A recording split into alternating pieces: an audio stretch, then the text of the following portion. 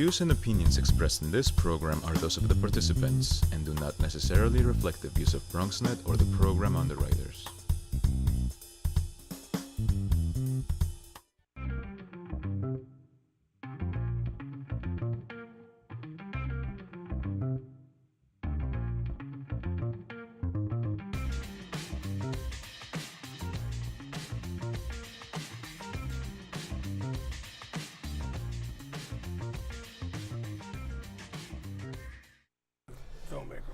Okay, we are ready for the Bronx Buzz, and we really have a nice show for you tonight because we have two filmmakers. Now you say, well, wait a minute, Gary. Usually you do journalists and all that, but you know what? In this day and age, there's print journalists, there's photojournalists, and there's video journalists, and the Bronx Filmmakers Collective is doing some just unbelievable stuff, and we couldn't help but bring you a couple of people with us. One of the producers is Emmett Thrower. Nice to have you with us. And the co-founder, jot it down, the co-founder of the Bronx Filmmaker Collective is Harry Indio Ramkishan. Nice to have you with us, Harry. Thanks for having us. And nice to have you, Emmett. Let's start with you, Harry, and just talk about the Bronx Filmmakers Collective in general. And since you're one of the founders, talk about its founding, why you founded, how it's founded, when it was founded. Give us the whole background.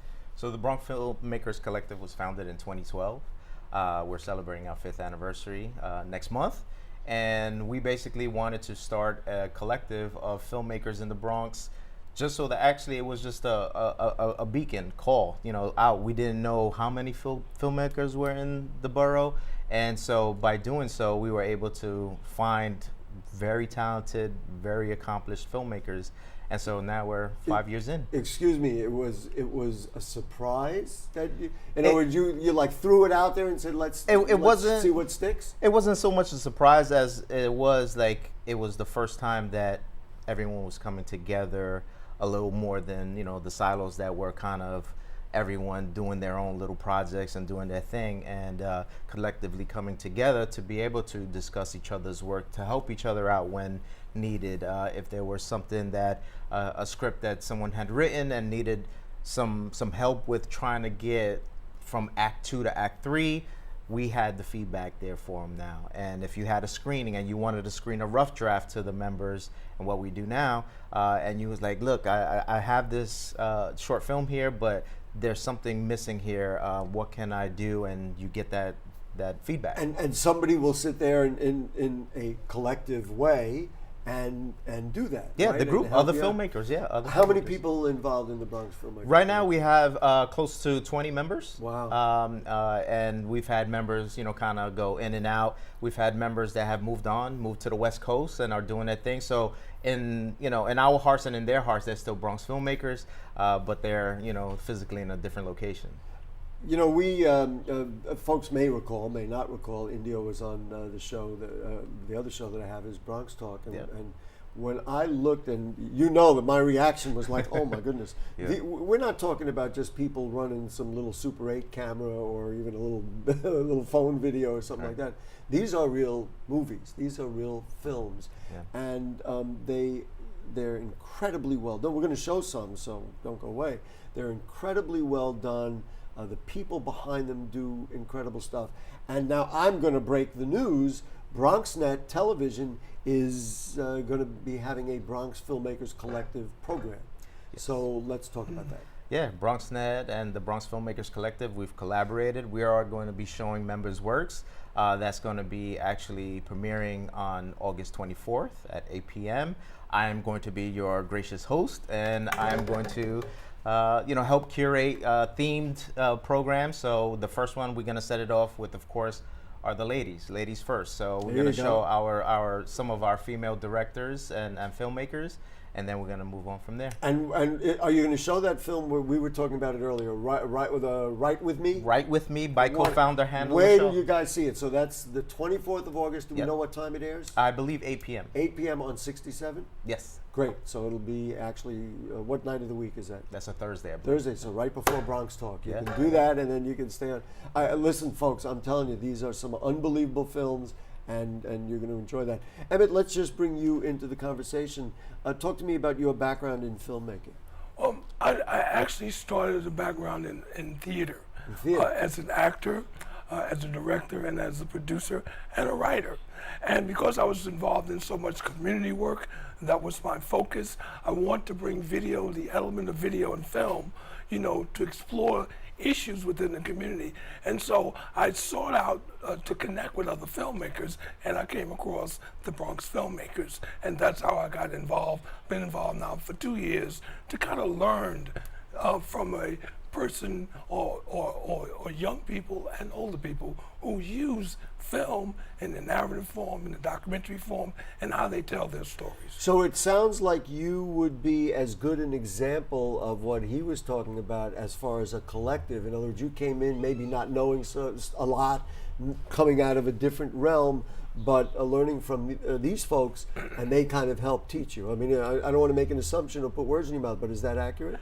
Yes, because I had a perspective that really was based on words as opposed to images telling the story. So I was sort of creating film and video, but not with the conscious mind of what a filmmaker and a video maker should really be thinking, is how to properly use the images to tell the stories. And so that's what I kind of discovered. And this really is the best definition of the word collective, and why, you know, people of the Bronx, you bring them together and they can do well. And I have to appreciate what you said, because I do it all the time from the young people who are, because you and I are a little older, I don't want to make an assumption, but it seems clear. And I learn all the time from the young people, because, you know, especially it's much more their technology than our technology. Yes. And all that kind of stuff. Talk to me about available resources for independent Bronx filmmakers. It's got to be a challenge.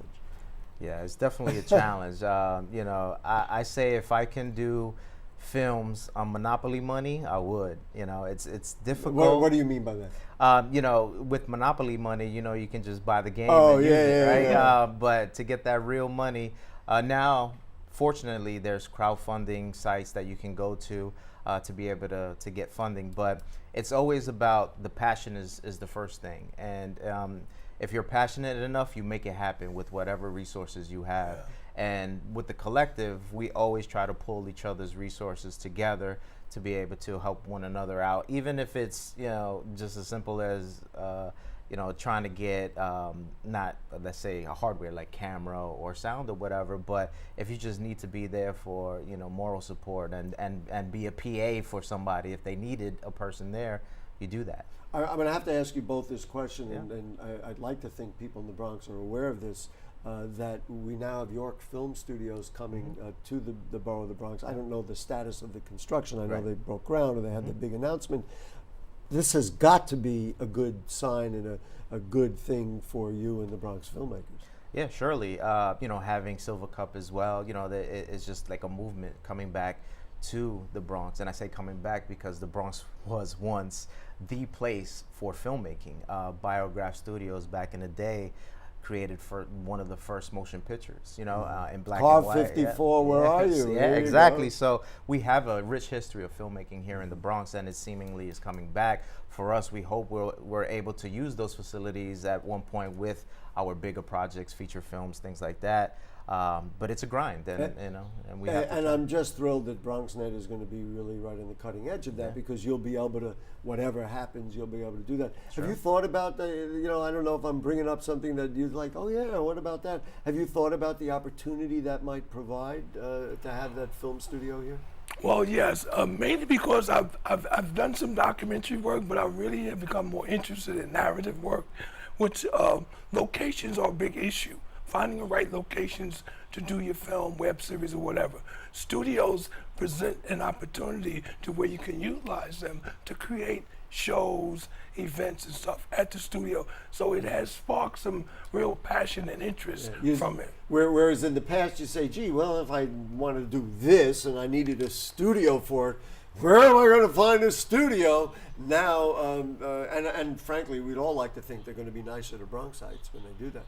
All right, now we have something we're going to show. Once Upon a Time, is that what we're talking about? Once Upon a Time in the Bronx. Okay. Well, so, okay, here we go. Yeah, Once Upon a Time in the Bronx. Yeah, so Once Upon a Time in the Bronx, or the Trouble, is formerly known as The Trouble, is a feature film by member Zeph Coda, and he's going to be doing his world premiere of his feature film that he did independently, shot it in the Bronx.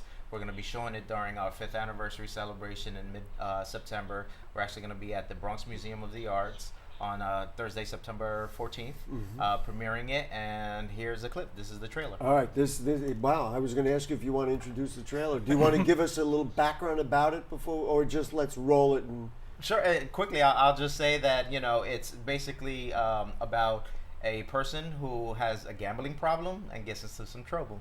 And I will editorialize before we show it. Strap yourself in, folks. This is the real thing. Yeah. So Zeph Coda. We've shown his stuff before. Yep. And we're going to show it again. Let's let it rip.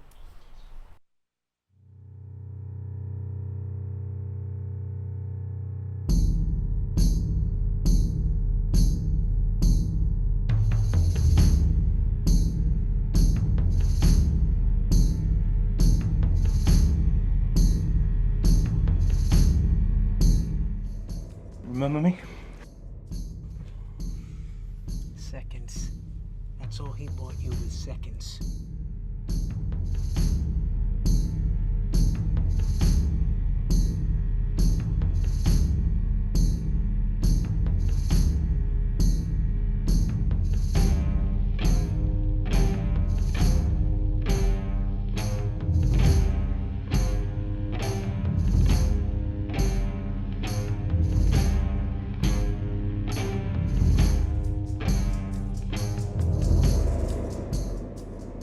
Are you Pitt? I might be. What do you want? I hear you're the kind of guy who can solve problems.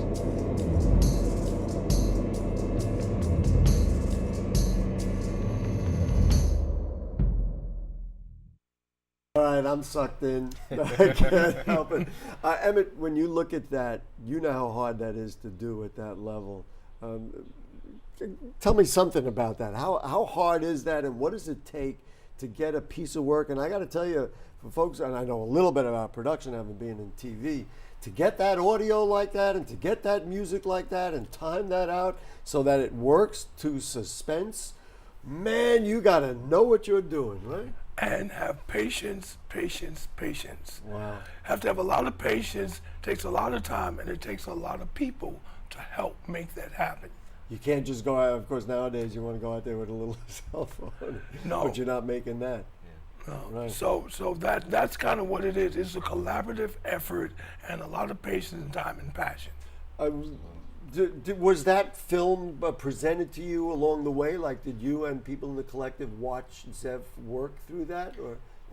Zeph came with the idea many years ago, and he worked it through the collective. We knew about his writing process. We screened some rough cuts. And what an education for the other people in the room. I mean, you're a little less experienced in that. I mean, the fact that you learned that it was going to be patience is a lesson in and of itself. It lets you get to a point where you can do better. I'm sorry, there's not a big crowd here, but I'm going to applaud. Tremendous work. All right, we're going to see more great work. We're going to come back. Emmett is here. Indio is here. You're here. I'm here. They're here. We'll be right back. More of the Bronx Buzz right after this. Sure, I look cute now, but when my owner lost his job, it was rough. I was living on the street, and one night, me and this Cocker Spaniel got into it so bad, I wound up looking like an ice cream cone. I cried a little bit, but thankfully I got rescued, so I'm running, I'm jumping, all back to my old self. And I'm ready to give unconditional love, even if you put a lampshade on my head.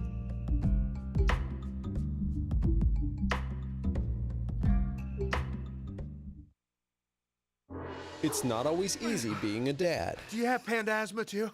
Does that run in the family? This is the home of the most priceless kung fu artifacts. But when you make an effort, Dad, we're not supposed to touch anything. Oh, sorry. Go long, son. it's always worth it. Whoa, master! The smallest moments can have the biggest impact on a child's life. Take time to be a dad today. I am gonna get you. I'm gonna get you. Call 877-4DAD-411 or visit fatherhood.gov to learn more.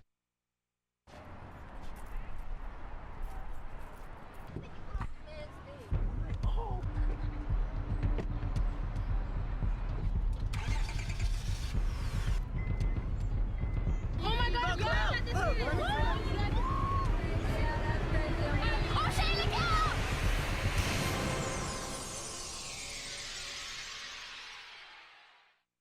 Hamilton was adopted from a rescue in 2008.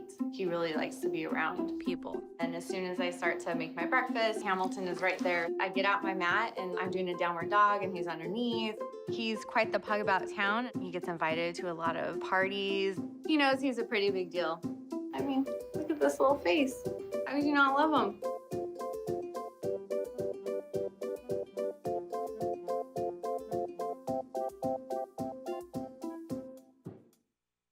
Okay, back with you on the Bronx Buzz, and we are with the Bronx Filmmakers Collective. Before we get into Emmett and his work, just review for me when the BronxNet program is going to come on, because I really want people to watch this, because it's really going to be one of the best shows. Not better than Bronx Talk or the Bronx Buzz, but it'll be one of the best shows on BronxNet. Definitely. So, the Bronx Filmmakers Collective Presents will premiere on Thursday, August 24th at 8 p.m. And we'll be showing weekly curated stuff like this. Got a half hour, an hour? What do you Half hour. Half hour. Tremendous. All right, Emmett, you put together a couple of really interesting pieces that we won't have time for all of them, but talk to me about this piece that you did on police brutality. Okay, a friend of mine who is a co-founder of what they call Crip Hop Nation.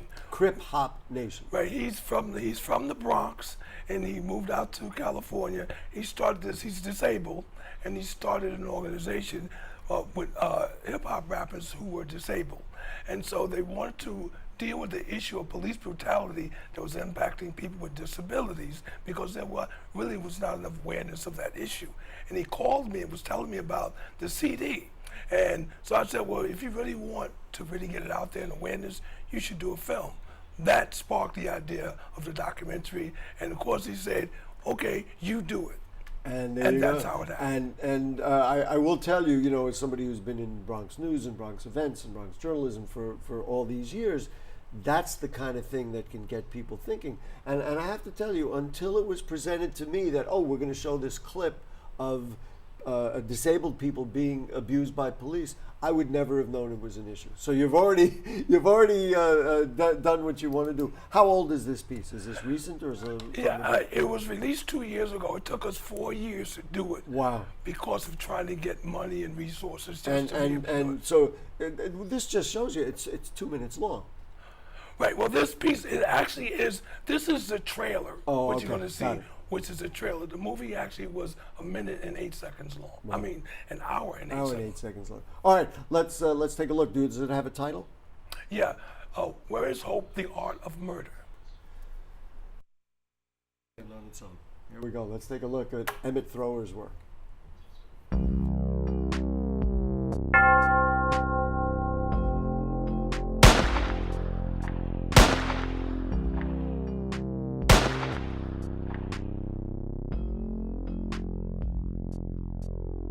They're trained to kill. What are we doing? Disabled people are a big minority. We could tell our own stories. I had a very good friend. He was hit by a car while riding his bicycle. After his accident, he started to exhibit behavior changes. My son had an IQ of 147. He spoke many languages, and he was bipolar.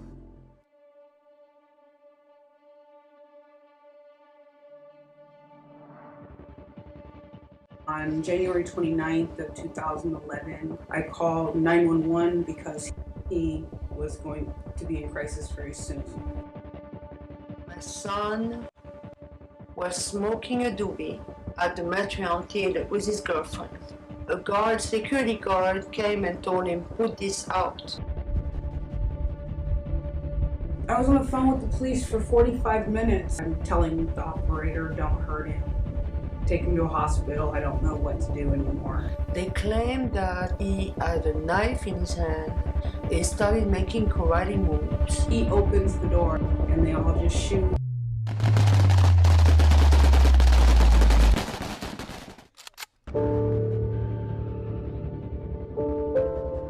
They killed my baby. He died.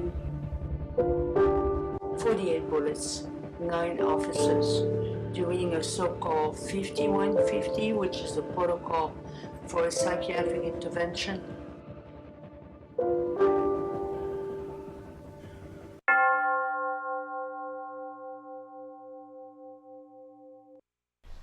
Well, as I said beforehand, if you are wondering if it has impact, just the 2-minute trailer has impact, I'm sure, for a lot of people.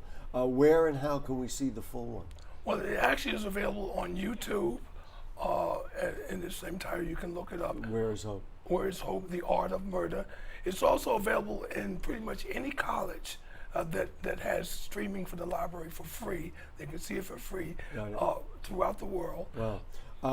Did you get feedback? Did anybody? Yes, we got some feedback. Particularly, we got some feedback from local people, particularly out in California, where we did several colleges out there. We broadcast it, streamed it worldwide for people all over the world to see. Reactions from this is the newscaster interviewer in me. Reactions from the police department or anything like that? Well, they didn't really react except to say that, of course, they are for police reform and change and training, which our point in the film is that training has not worked all these years. It's not going to work now. So what, goodness gracious, we're moving out of the film area, but I have to ask, so what in your mind would be an answer? We are really looking for more community involvement as an alternative to police. They made this police brutality, and they made things that are normal: trespassing, poverty. They made these things crime, mental illness. They became crimes instead of public health issues. Very interesting. So you'd rather deal with it from a social perspective. Listen, again, getting out of the realm, I believe that we've been asking police to do things that social services ought to be doing, and we expect the police to somehow correct the problems. All right, next thing is a little bit different. You did a piece on, how much time do we have left? So just so I know how much, because we're going to try to fit as much of this in. All right, so we're only going to get about 2 minutes of this thing. Dick Gregory, people who are not from where as old as we are may not know the name Dick Gregory. I actually saw him perform many years ago. A revolutionary, somebody who, was almost like one of the great protesters. Decided to lay the law down, understood racism, understood all these things. So tell me about this interview with Dick Gregory. He's still around? He's still alive? Yes. Yeah. Wonderful. Go ahead. Yeah. It actually was an accidental project on my film. 2009, I just about bought my camera and really didn't know how to use it. One of my friends, who's a publicist, was able to get in touch with Ayanna Gregory, Dick Gregory's daughter, who set up this interview in Washington. So I was visiting my sister in Atlanta, and on the way back, I stopped in D.C., rented a hotel room, and Dick Gregory came to my hotel room, and that's where I did the interview. For you, why was this compelling? Why was it worth talking to Dick Gregory? I mean, I know the answer to that, but you could talk about that. Well, I mean, Dick Gregory has had an impact on me from a childhood. I always knew him just as mainly as a comedian.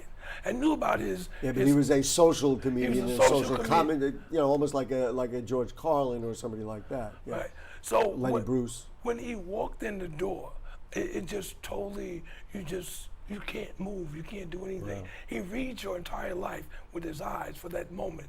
And he came in and just laid out this interview. I told him what I wanted, that I wanted to provide something to give to artists. Got it. I don't want to be out of time. We're not going to be able to see the whole thing, but I'll give you a sample. Does it have a name, or we just say, ladies and gentlemen, It's Dick just Gregory? Dick Gregory. There's a whole series of on YouTube of the videos Got from it. this interview. Here it is from Emmett Thrower and the Bronx Filmmakers Collective. I hear people say, well, I don't know what's wrong with these children today.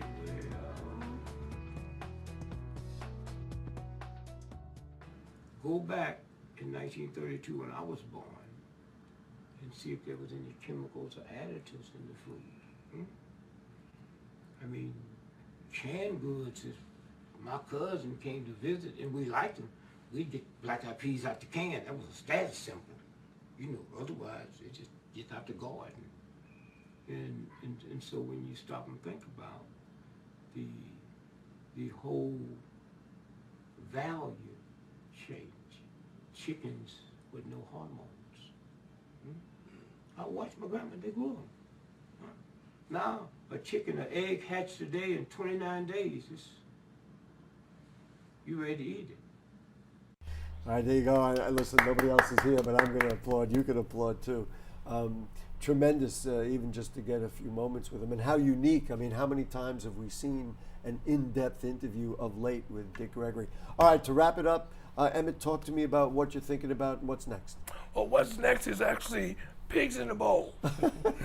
Pigs in the Bowl Let is... me get a shot of his Pigs in the shirt Bowl says Pigs in the Bowl. Is this kind of absurd comedy drama that deals with terrorism and gentrification, community development, and our evil alter egos, you know, dealing through the eyes of the young millennials from the Bronx and this eccentric senior citizen who creates this special soup that he claims can cure all the world's social ills. Pigs in a bowl. Pigs in a bowl. You know, when you started describing it, I was going to say, oh, just that? And when will we see it? I mean, or patience. Well, actually, it's a short film and web series, 6-episode web And series. when are we seeing it? The short film, we're hoping to put together something to hopefully show during our 5th anniversary. Beautiful. The web series is going to show next year. If you guys will make sure I know when it is, because I don't want to miss it. And India, let's review everything. What do we got? So you got the 5th anniversary, that's in September. Yep, 5th anniversary is in September. For all creatives in the Bronx, Bronxites, please join us at the Bronx Documentary Center on Saturday, September 16th for our celebration. You'll check out our Instagram and everything, all the social media, so you can check into that. And then the BronxNet program is on August 24th, the debuts. August 24th. And then what are you going to be, every week, every month? Every week. Every week. Wow, yeah. how wonderful. We'll be Hey, every guys, week. great. Thank you so much for Thanks for having us. making our lives better in the Bronx. I mean, there's no other way to say it. That, ladies and gentlemen, is the Bronx Buzz. We'll see you next week. Good night.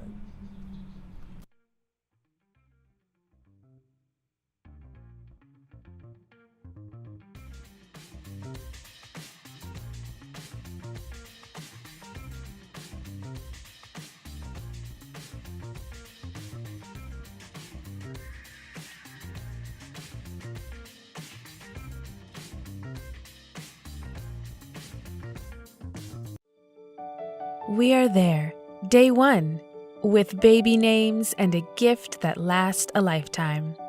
We are there as you grow, protecting you and those you love. We are there when you get your first job, helping you to save for the future. We are there when you marry your sweetheart to help secure your new life together. We are there if the unexpected happens, to help you see life from a new perspective. We are there when you start your next chapter to make sure you get off to a great start. And we are there when you lose your soulmate to help make sure you will be all right. We are with you through life's journey. Social Security, securing today and tomorrow. Get to know us and see what you can do online at socialsecurity.gov.